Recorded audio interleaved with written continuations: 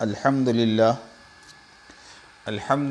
وحدہ والصلاة والسلام علی من لا نبی بعدہ اما بعد فاعوذ باللہ من الشیطان الرجیم بسم اللہ الرحمن الرحیم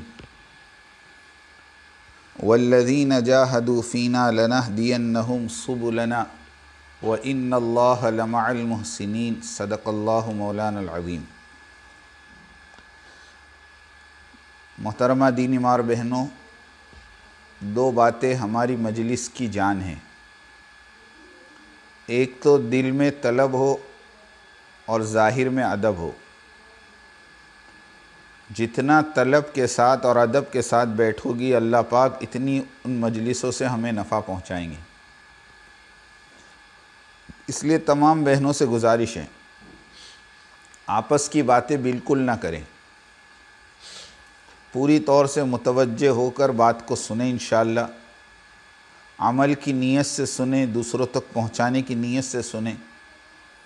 کچھ باتیں ہیں جو اللہ کے راستے میں نکلنے کی وجہ سے ہم پر ذمہ داری ہے، اس کو سمجھیں۔ سب سے پہلی بات تو یہ ہے میری بہنوں کہ اللہ پاک نے مجھے اور آپ کو حضرت محمد صلی اللہ علیہ وسلم کی امت میں پیدا فرمایا ہے۔ اس امت میں پیدا ہونے کے ناطے اس امت کا ہر مرد اور اس امت کی ہر عورت اللہ کے دین کی ذمہ دار ہے۔ یہ جو ہماری مستورات کا نظریہ ہے کہ دعوت کا کام تو مردوں کا ہے اور دعوت تو مردوں کے ذمے ہے، یہ بالکل غلط ہے۔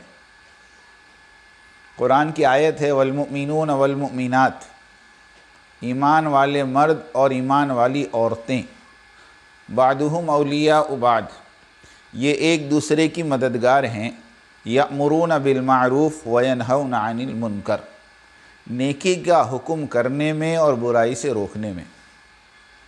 اس آیت سے پتہ چلتا ہے کہ دعوت کا کام مومن مردوں کے ذمے بھی اتنا ہی ہے جتنا مومن عورتوں کے ذمے ہیں، بلکہ مومن عورتوں کے ذمے اتنا ہی ہے جتنا مومن مردوں کے ذمے ہیں۔ دونوں کی ذمہ داری میں کوئی فرق نہیں ہے۔ حضرت فرماتے فرق صرف اتنا ہے کہ مرد عمومی گشت کریں گے، عورتیں عمومی گشت نہیں کریں گی۔ مرد عمومی گشت کریں گے، عورتیں عمومی گشت نہیں کریں گی، ورنہ مرد مردوں کو دعوت دیں گے، عورتیں عورتوں کو دعوت دے گی۔ مرد اپنی ذمہ داری کو سامنے رکھ کر زندگی گزاریں گے، عورتیں اپنی ذمہ داری کو سامنے رکھ کر وقت گزارے گی۔ اس کے لیے سب سے پہلا پوائنٹ یہ ہے کہ ہم اس بات کو یقین کریں کہ یہ کام ہماری ذمہ داری ہے، یہ کام ہمارا مقصد حیات ہے، یہ کام ہمارے وظیفے حیات ہیں۔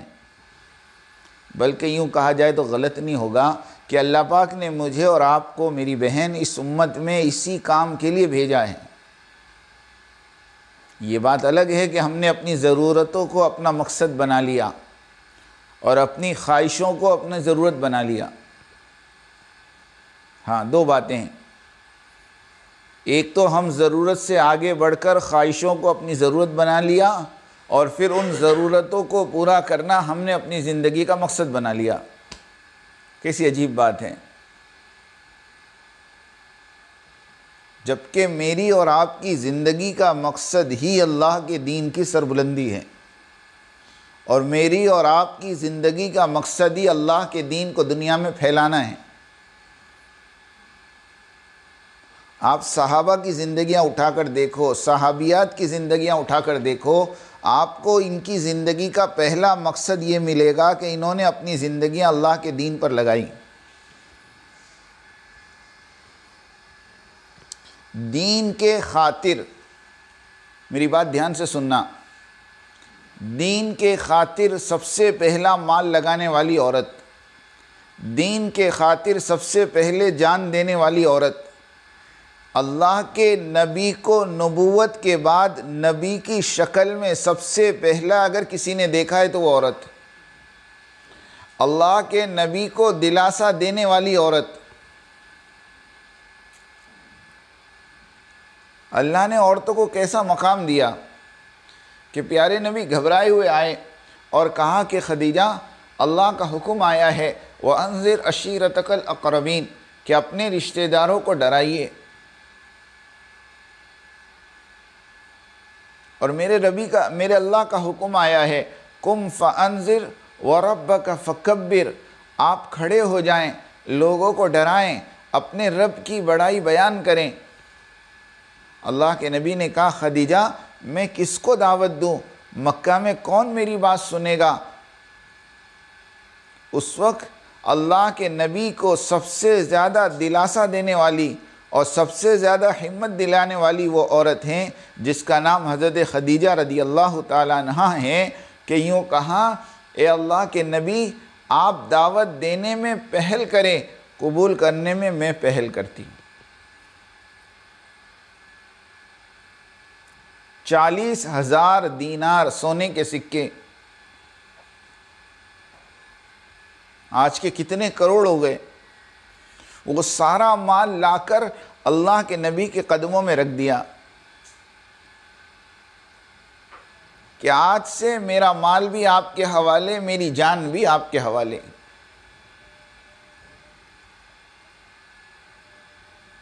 دیکھو میری بہنوں، میں ایک فطرت بتاؤں کہ انسان کی فطرت ہے کہ جب اس کو گھر کی طرف سے سپورٹ مل جاتا ہے اور گھر والیوں کا ساتھ مل جاتا ہے تو ان کی ہمت دگنی ہو جاتی ہے.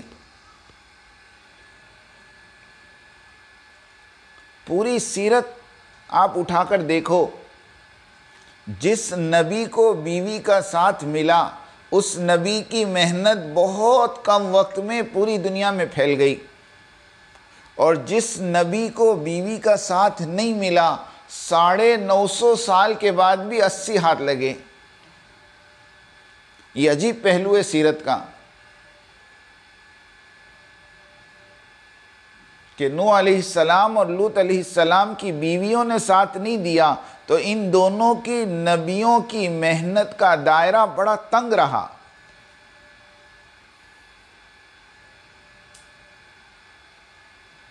اور اللہ کے نبی کو اپنے 9 گھرانوں کا ساتھ ملا تو 23 سال کے اندر پورے عرب میں اللہ نے اسلام کو غالب کر کے بتا دیا.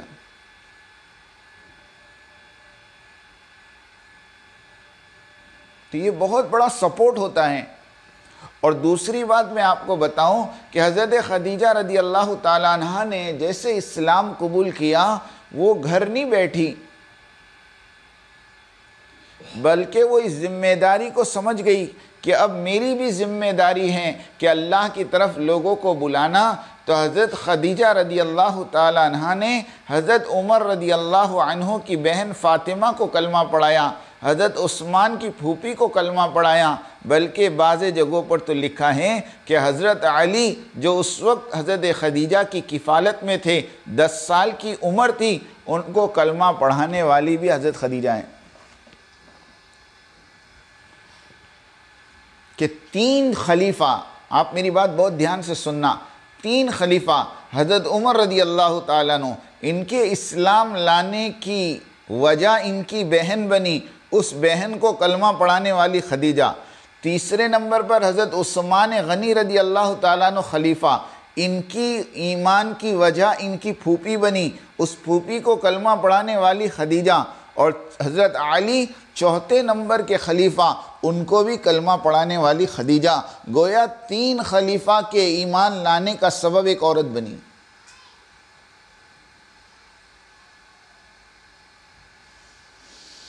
کہ ہم یہ نہ سوچیں کہ ہم پردے میں رہ کر کیا کر سکتی ہیں. اللہ آپ سے بہت کام لے گا اگر آپ نے کام کا ارادہ کیا ہوا ہے تو. ہاں بہت کام لے گا اللہ. اور اگر آپ نے پہلے سے اپنے آپ کو کمزور سمجھ لیا تو پھر اللہ کے فیصلے نیتوں پر ہوتے ہیں کہ انما الاعمال بالنیات وانما لامرئ ما نوى، کہ اعمال کا دار و مدار نیت پر ہیں، لیکن اس کے بعد کا جملہ جو ہے وانما لامرئ ما نوى، جس کی جیسی نیت ہوتی ہے اللہ اس کے ساتھ ویسا معاملہ کرتے ہیں. اگر آپ اپنے آپ کو کمزور سمجھتی ہوں تو اللہ آپ کو چھوڑ دیں گے. اس کے لیے میری بات کا مقصد یہ ہے کہ سب سے پہلے آپ ہمت کریں اور آپ اپنی ذمہ داری کو سمجھیں۔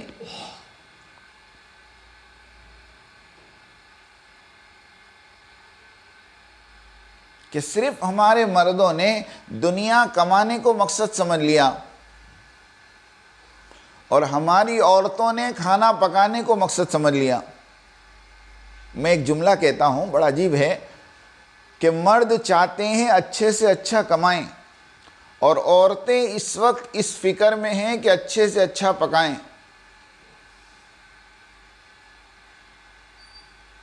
پورے دن اس کے لیے پریشان رہتی ہے، اچھی اچھی ریسیپی ڈاؤن لوڈ کرتی ہے اور اس کو پریکٹیکل کرتی ہے، کبھی گرین، کبھی وائٹ، کبھی یہ، کبھی وہ۔ اور حضرت معین امام صاحب فرمایا کرتے تھے، دیکھو کرنے کے کام نہیں کرو گے تو نہیں کرنے کے کام کرنے پڑیں گے۔ یہ جملہ کہتے تھے، یہ جملہ کہتے تھے، کرنے کے کام کرو گی تو اللہ نہیں کرنے کے کاموں سے بچا لیں گے، اور کرنے کے کام نہیں کرو گی تو اللہ نہیں کرنے کے کاموں میں لگا دیں گے۔ عجیب بات ہے۔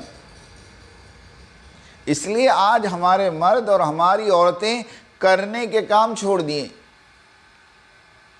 تو اللہ نے نہیں کرنے کے کاموں میں لگا دیا۔ اس لیے میری بہنوں، آپ بڑی خوش نصیبہ ہیں کہ آپ کو اللہ پاک نے 10 دن کے لیے اور عشرے کے لیے اللہ کے راستے میں نکالا ہے۔ اس نکلنے کے زمانے میں پہلی بات ہمیں اپنی ذمہ داری کا احساس ہو، پہلی کام تو یہ کرنا۔ ورنہ میں بار بار کہتا ہوں اور ہر ایک کو کہتا ہوں کہ اللہ کے واسطے اس کام کو کوئی نصاب اور کوئی کورس اور کوئی سلیبس مت بناؤ۔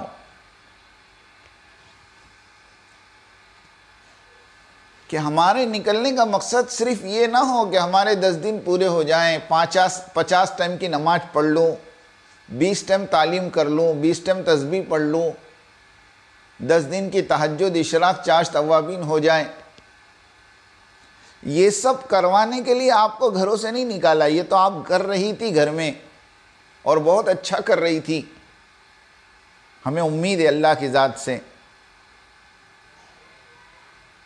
ہمارا رونا اس بات کا نہیں ہے کہ امت کے اندر اعمال نہیں ہیں، ہمارا رونا اس بات کا ہے کہ عمل ہے یقین نہیں ہے، عمل ہے ذمہ داری کا احساس نہیں ہے۔ ہاں، ہمارے ایک ساتھی کہہ رہے ہیں عمل اور یقین کا تعلق ظرف اور مظروف سے ہیں۔ ظرف اور مظروف کا جیسے تعلق ہے ایسے عمل اور یقین کا تعلق ہے۔ آپ کو نہیں سمجھ میں آئے گی بات، لیکن میں اس کو تھوڑا سا سمجھاؤں۔ ظرف کہتے ہیں برتن کو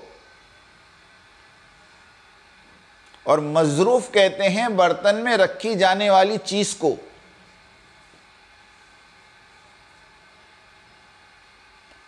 ظرف یقین ہے، مظروف عمل ہے۔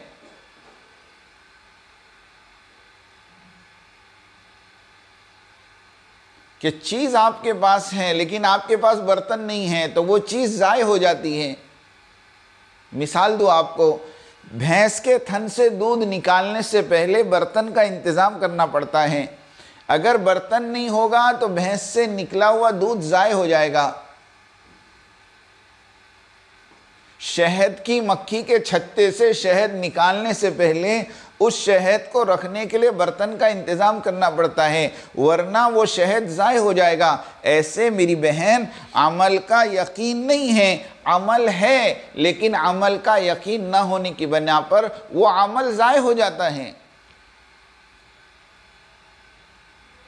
بغیر یقین کے نماز، بغیر یقین کا صدقہ، بغیر یقین کی تلاوت، بغیر یقین کے اعمال کبھی زندگی میں نفع نہیں دے سکتے۔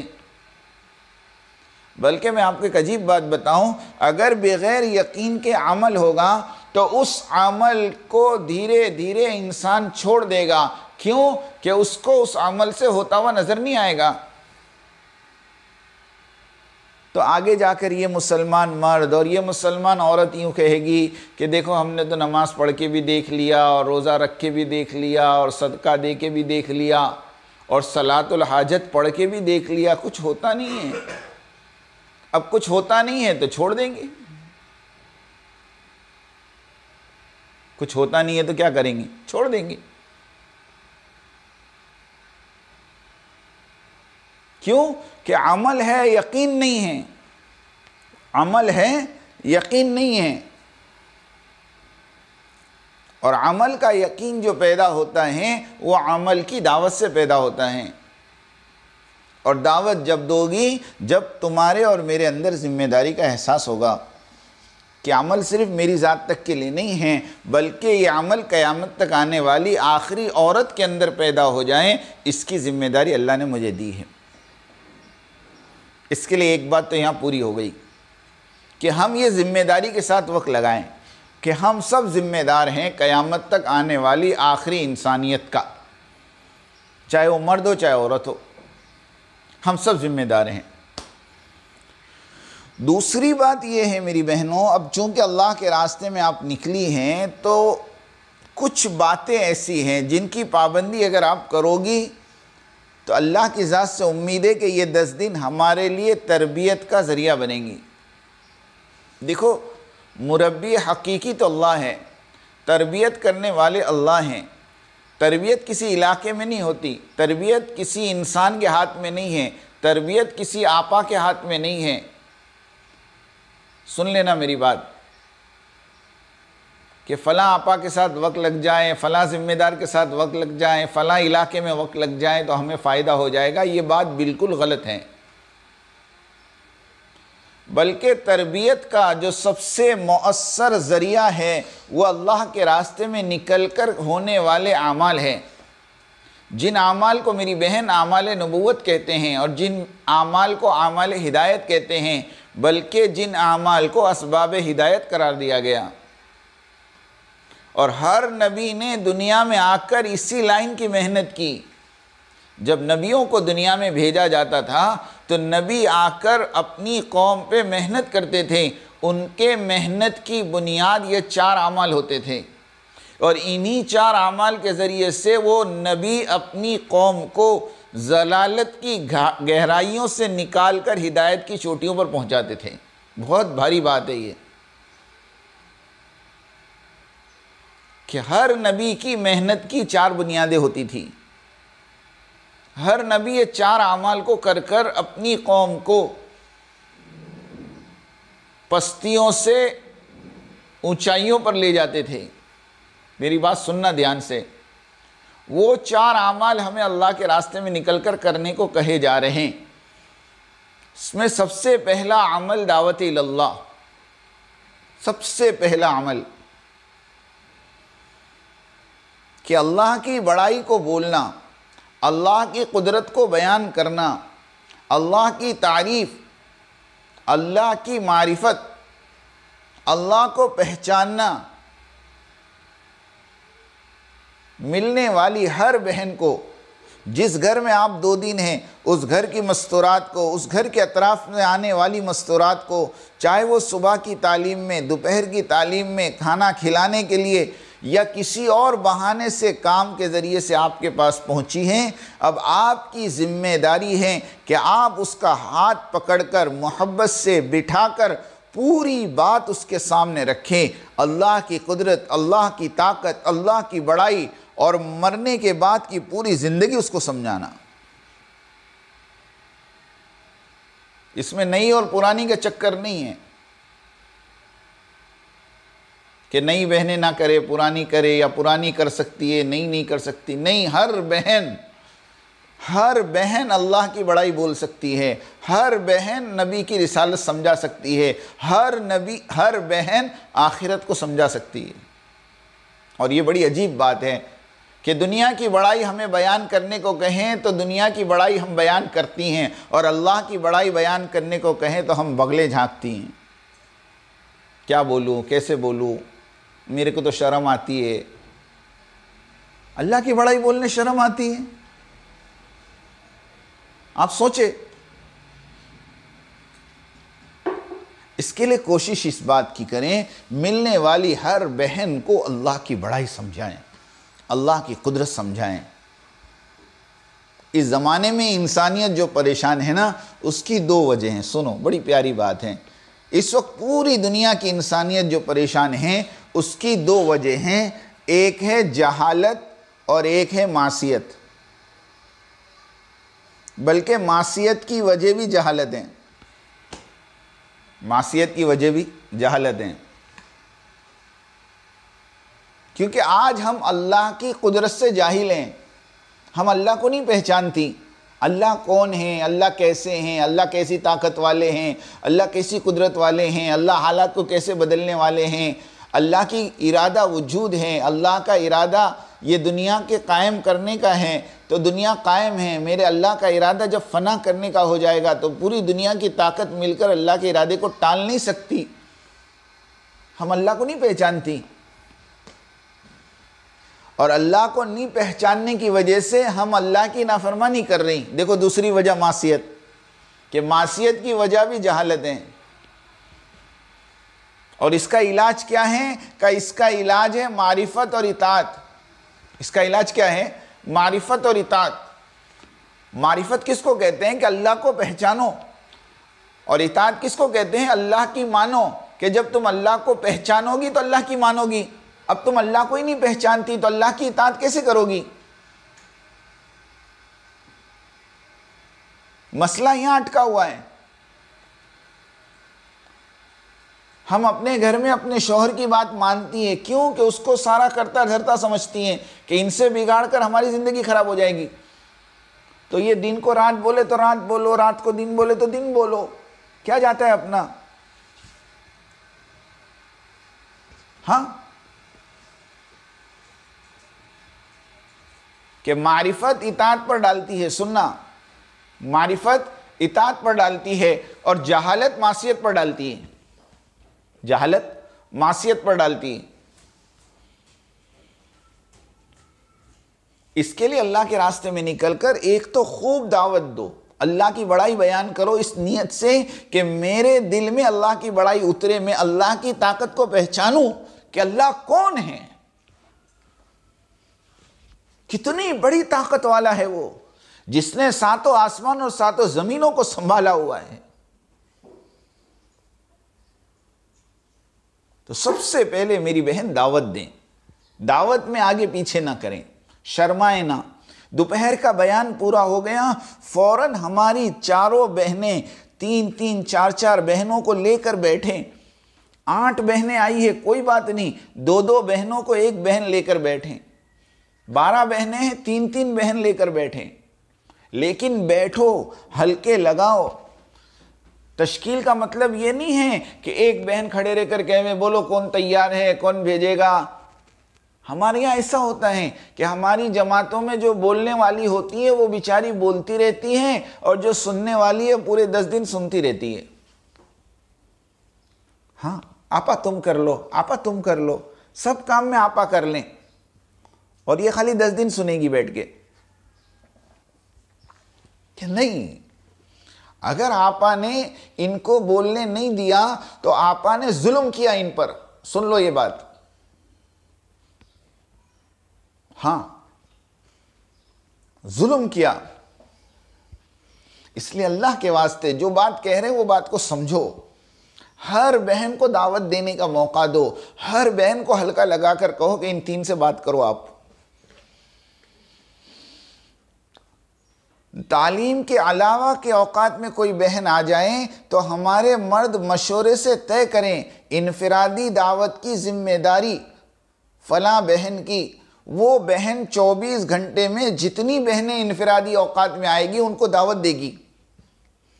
اور دعوت کی بنیاد صرف 3 ہے. سن لو یہ بھی بات: وحدانیت، رسالت اور آخرت. بس یہ 3 باتیں ہوگی، چوتھی کوئی بات نہیں. کوئی کا بایو ڈیٹا معلوم نہیں کرنا، تمہاری کتنی بچی ہے، کتنی کی شادی ہوئی، کتنے کا کیا ہوا. یہ پنچات کرنے نہیں بیٹھنا.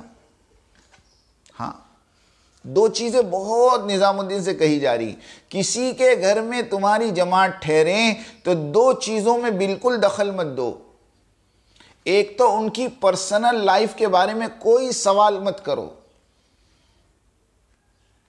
اور دوسرا ان کو کوئی مشورہ دے کر مت جاؤ.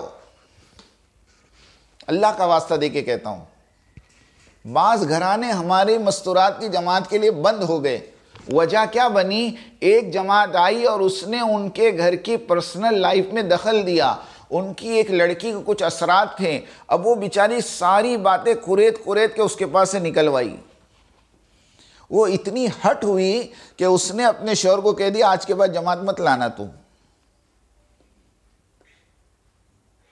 تو دعوت دینے کا مطلب میں اس لیے کہہ رہا، وحدانیت، رسالت اور آخرت، یہ تین باتیں ہوگی بس، اللہ کا واسطہ۔ تو خوب ایک تو دعوت میں لگو، دوسرا عمل جو اعمال نبوت ہیں جو ہر نبی نے اپنی قوم پہ کیا ہے وہ تعلیم ہے، وہ تعلیم ہے، تعلیم۔ اللہ کے نبی فرما رہے انما بعثت معلما، کہ مجھے معلم بنا کر بھیجا گیا۔ ہر نبی دنیا میں معلم بن کر آتے تھے اور ہر نبی اپنی قوم کو تعلیم دیتے تھے۔ تعلیم یہ ہماری دعوت کے اندر ایسا ہے جیسے وضو کر کے نماز پڑھنا یا نماز کے لیے وضو کرنا۔ بغیر وضو کے نماز نہیں ہوتی، اور بغیر نماز کے صرف وضو کرتے رہنا یہ کوئی عقل مندی نہیں، ایسے دعوت اور تعلیم کا جوڑ ہے۔ تو روزانہ میری بہن صبح اور شام جو تعلیم کا وقت طے ہوتا ہے، یہ تعلیم کا وقت امانت ہے، امانت۔ اس کو جم کے کرنا، فجر کی نماز کے بعد قرآن کے حلقے لے لو، آدھا گھنٹہ پونا گھنٹہ قرآن کے حلقے جم کر 10 سورتوں کی مشق کرو فجر کے بعد، کیونکہ صبح کی تعلیم میں مقامی مستورات کبھی کبھی آ جاتی ہیں، ان کے ساتھ قرآن کے حلقے کرنے میں بڑے مسائل ہیں، میں کبھی بتاؤں گا اس کی تفصیل۔ فی الحال میں صرف اتنا کہہ رہا، فجر کی نماز کے بعد قرآن کا حلقہ کر لو، اور صبح کی جو 2 گھنٹے کی تعلیم ہے اس میں 1 گھنٹہ کتاب پڑھانا ہو جائے اور 1 گھنٹہ 6 صفات کا مذاکرہ ہو جائے، بہت آسانی کے ساتھ 2.5 گھنٹے کی تعلیم ہو جائے گی۔ 1 گھنٹہ جم کے کتاب پڑھو، صبح میں منتخب پڑھو، دوپہر میں فضائل اعمال پڑھو، اور دوسرے دن صبح میں فضائل اعمال پڑھو، دوپہر میں منتخب پڑھو۔ ترتیب یہ ہے مستورات کی جماعت کی۔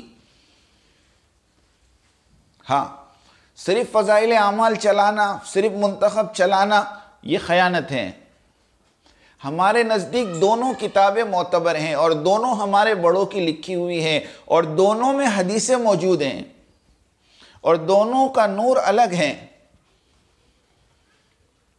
ایک مستورات کی جماعت ایک علاقے میں گئی تو وہاں پر ایک مقامی بہن آئی، آدھا گھنٹہ کتابی تعلیم میں بیٹھی، اور جب جانے لگی تو وہ مقامی لباس میں آئی تھی، وہ بے حیائی کا لباس، تو واپس جاتے جاتے استقبال والی بہن کے کان میں کہنے لگی، بہن ایک چھوٹا سا دوپٹہ ہو تو مجھے دے دو، مجھے اب اس گھر سے باہر نکلتے ہوئے شرم محسوس ہو رہی۔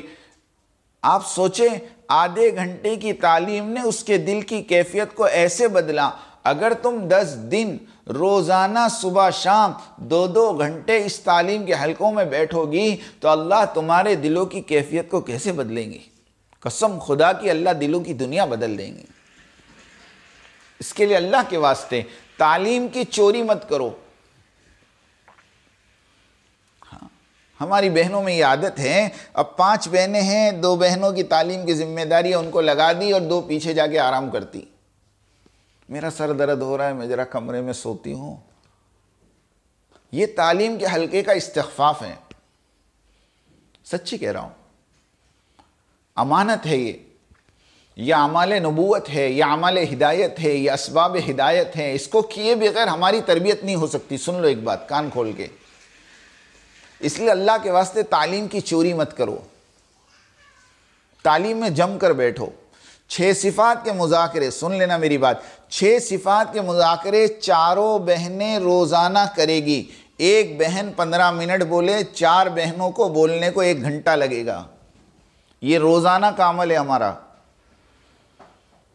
ورنہ ہم دیکھ رہے ہیں 40 دن لگانے کے بعد چلہ لگائی ہوئی مستورات بھی 6 صفات کا مذاکرہ نہیں کر رہی۔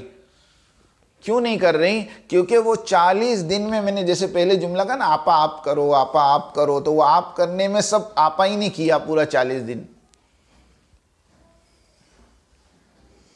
اللہ کا واسطہ دے کے کہ روزانہ صبح کی تعلیم میں 4 بہنوں کے پاس پورے 6 صفات بلواؤ۔ چاہے زبانی نہ آوے تو دیکھ کر بولو، لیکن بولو۔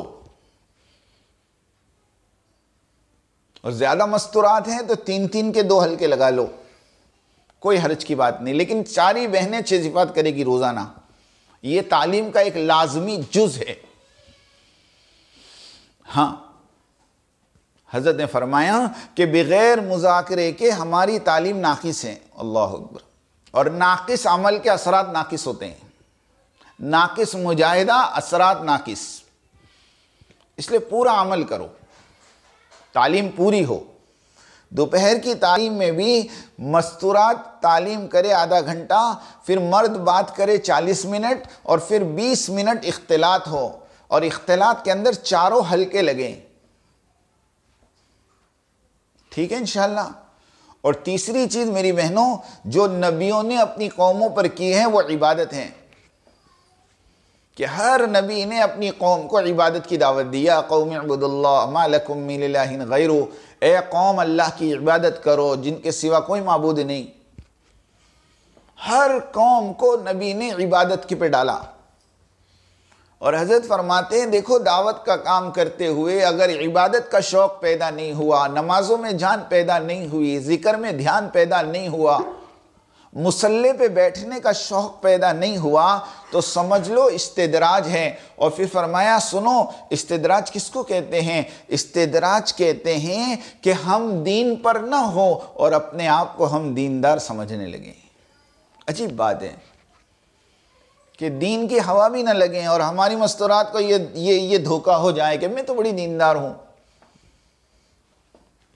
ہاں، اس لیے اللہ کے واسطے عبادت کا شوق پیدا کریں، نمازوں میں دھیان، اطمینان، لمبی لمبی نمازیں پڑھیں، پوری نمازیں پڑھیں، کھڑے رہ کر نماز پڑھیں۔ ہاں، یہ ساری باتیں میں کہہ رہا ہوں اور بہت سوچ سمجھ کے کہہ رہا ہوں میں۔ ایک تو نماز میں دھیان پیدا کرو، دوسرا نماز میں اطمینان پیدا کرو، تیسرے لمبی لمبی نمازیں پڑھو، اور چوتھے کھڑے رہ کر نماز پڑھو، کیونکہ عورتوں کی عادت ہو گئی پہلی رکعت کھڑے رہ کر پڑھتی ہے اور باقی سب بیٹھ کے پڑھتی۔ کہو تو کہ پیروں میں بہت درد ہے، 4 گھنٹے تیرے کو کچن میں کھڑے رہنے کے لیے پیر نہیں درد ہوتے، سبزی لانے کے لیے بازار کا چکر دن میں 2 مرتبہ مارنا تیرے لیے آسان ہے، تب تیرے پیر نہیں درد ہوتے، صرف مصلی پہ پیر درد ہوتے ہیں۔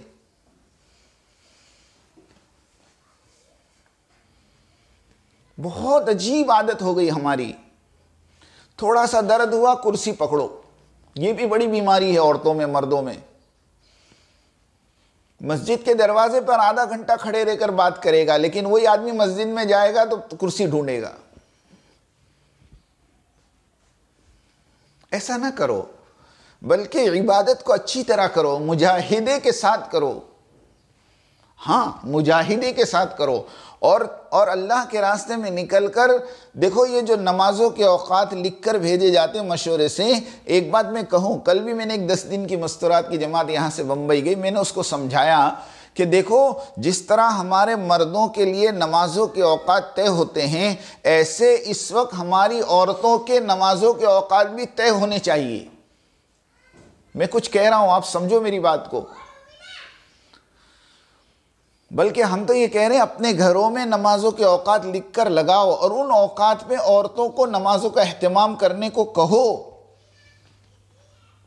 یہ نہیں کہ ہماری نمازیں ہماری فرصت کے ساتھ، فجر کی نماز سورج نکلتے نکلتے، ہاں 10 منٹ باقی ہے نا، میں پڑھ لیتی ہوں جلدی، ہاں میں 2 رکعت پڑھ لی۔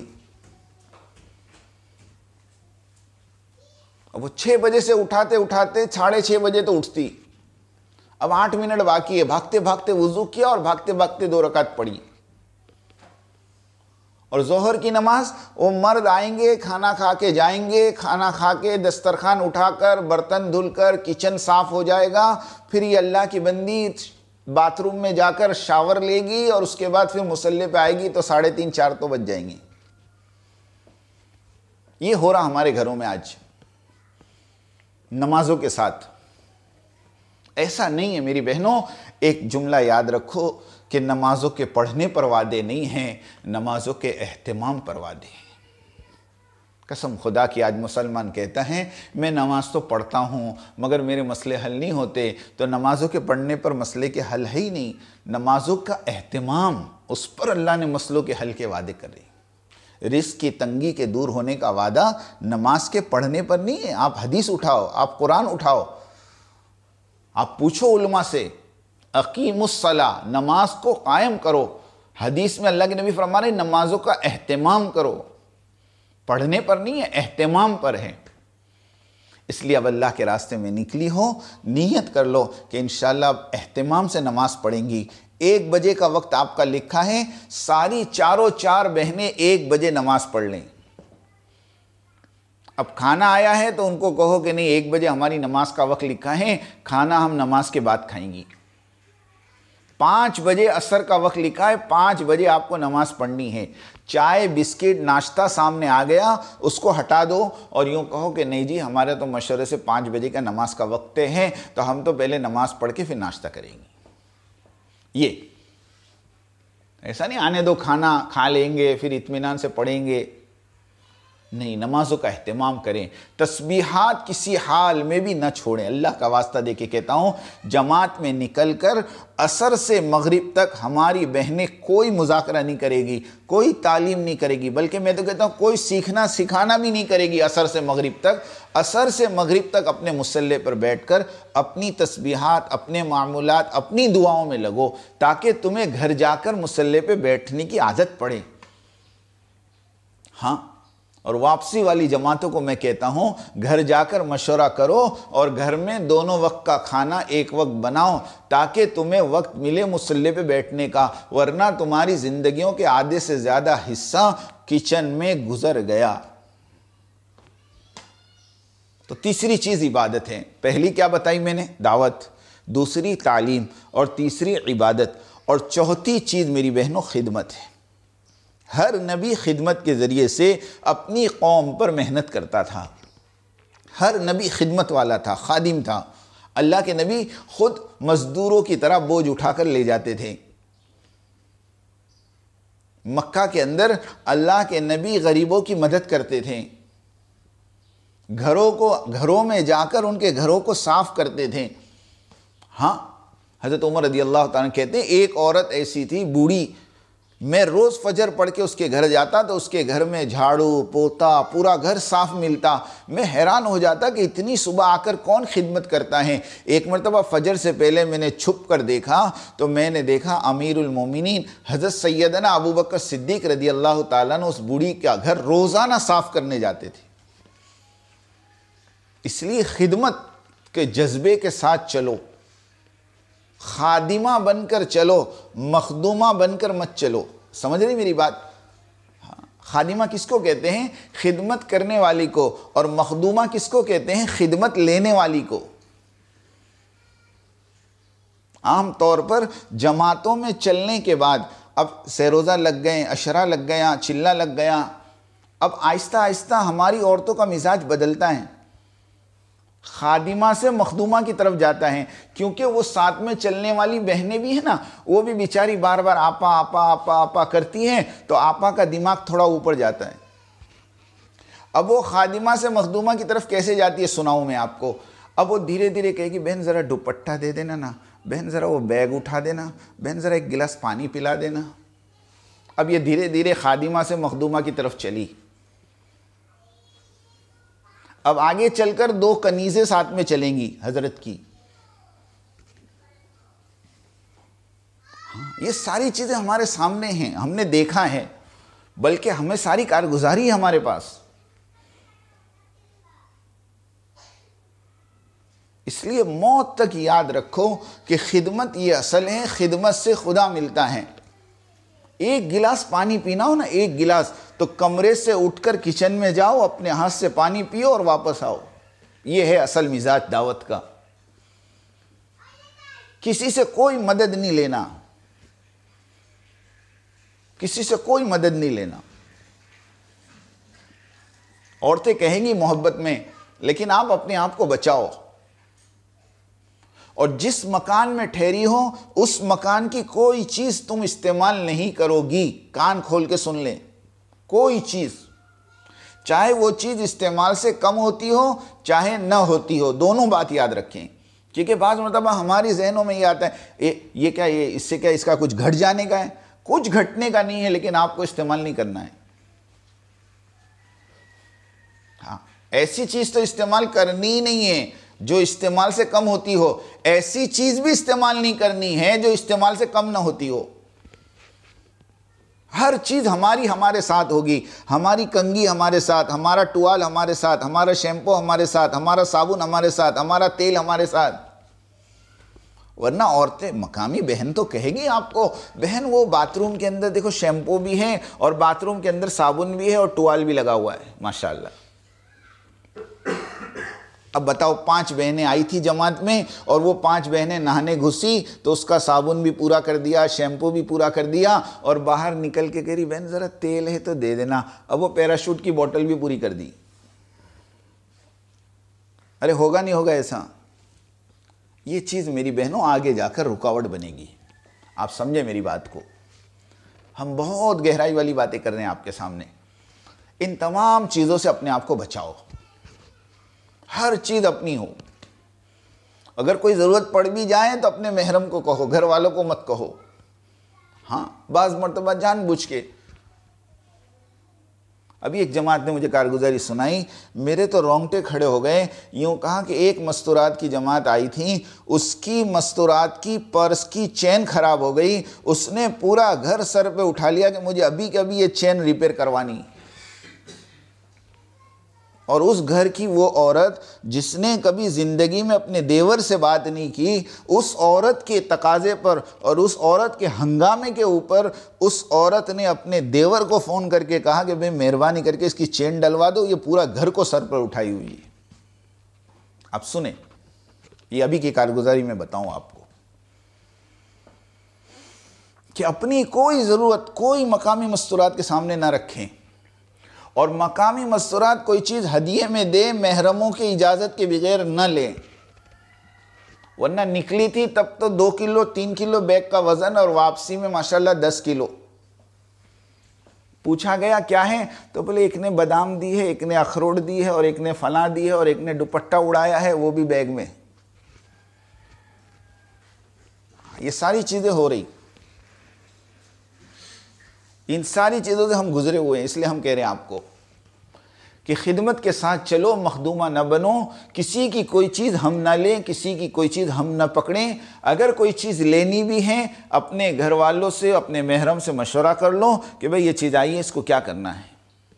بلکہ ہم تو آپ کو ایک سجیشن دیتے ہیں کہ کوئی چیز اگر ہدیے میں آ جاویں اور اس کو رد کرنے میں سامنے والے کا دل ٹوٹتا ہو تو اس کو قبول کر کے کسی اور کو ہدیہ دے دو، وہ ہدیے کو آگے ہدیہ چلتا کر دو، یہ بھی سنت ہے۔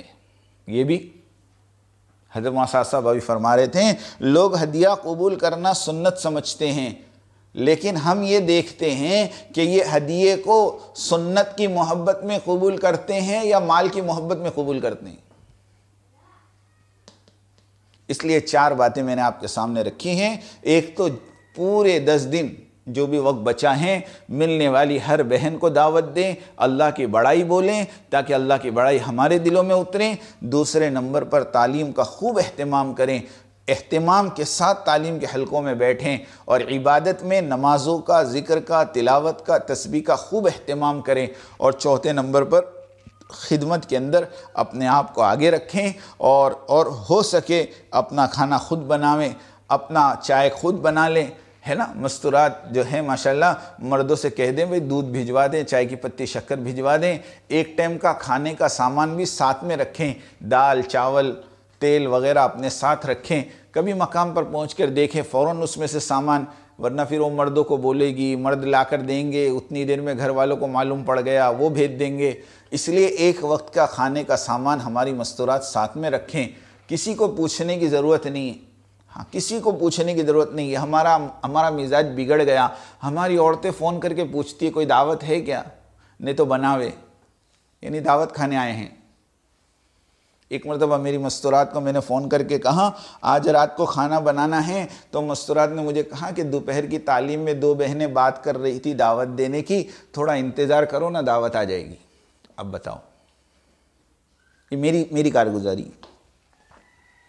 تو یہ چیز ہمارے ذہنوں میں نہ ہو، بلکہ آخری بات میں آپ کے سامنے کروں، اپنی بات کو ختم کروں۔ حدیث پاک کا خلاصہ ہے کہ اگر دل میں اشراف ہو اور پھر وہاں سے کوئی چیز ملے تو وہ چیز میرے لیے تمہارے لیے حرام ہے۔ سچی کہتا ہوں، اگر آپ کے دل میں ہے کہ کوئی دعوت دیں اور پھر دعوت آویں تو وہ دعوت کا کھانا بھی حرام ہے۔ یہ فضائل صدقات کے اندر 340 یا 41 نمبر کے صفحے پر یہ حدیث لکھی ہے، اشراف نفس کا پورا بیان ہے، کبھی دھیان سے اس کو پڑھ لیں۔ اللہ پاک مجھے اور آپ کو کہنے سننے سے زیادہ عمل کی توفیق عطا فرمائے۔ سبحان اللہ و بحمدہ، سبحانک اللہم و